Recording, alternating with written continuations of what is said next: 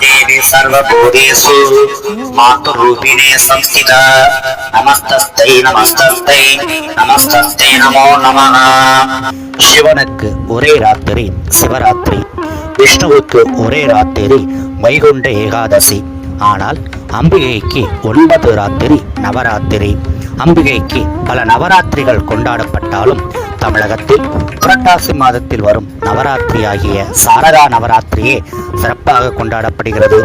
அம்பிகையை முதல் 3 நாள் கிரியாசக்தியாகிய பார்வதியாகவும், அடுத்த 3 நாள் இச்சாசக்தியாகிய லக்ஷ்மியாகவும், அடுத்த 3 நாள் ஞானசக்தியாகிய சரஸ்வதியாகவும் வழிபட வேண்டும்.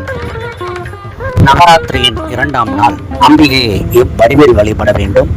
என்ன நைவேத்தியம் படைக்க வேண்டும், சொல்ல வேண்டிய மந்திரம் மற்றும் பல விடயங்களை இக்காணொலியில் காண்போம். 2ஆம் நாள் அம்பிகையை ராஜராஜேஸ்வரியாக வழிபட வேண்டும். கோதுமை மாவால் கட்டம் கோலம் போட வேண்டும். முல்லைப்பூவால் அலங்கரித்து துளசி இலைகளால் அர்ச்சிக்க வேண்டும். காலை புளியோதரையும் மாலையில் மொச்சை சுண்டலும் நைவேத்தியம் செய்ய வேண்டும். பழங்களில் மாம்பழம் விசேடமானது. பாடல் தெரிந்தவர்கள் கல்யாணி ராகத்தில் பாடல் வேண்டும். புல்லாங்குழல் இசைக்கலாம்.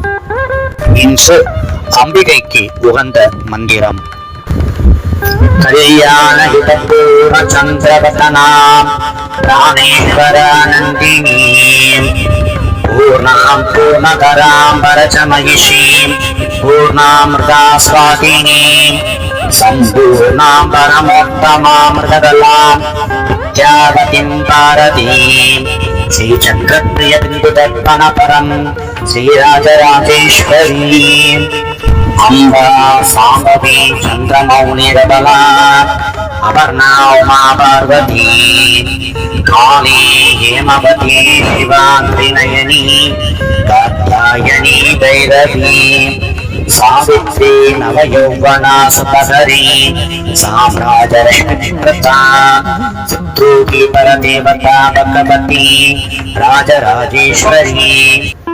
3 வயது பெண் குழந்தையை அழைத்து திரிமூர்த்தியாக பாவித்து மஞ்சள் நிற ஆடை கொடுத்து உணவளித்து மங்கள பொருட்களை கொடுக்க வேண்டும். குழந்தை விளையாட குஞ்சிமணியும் கொடுக்கலாம்.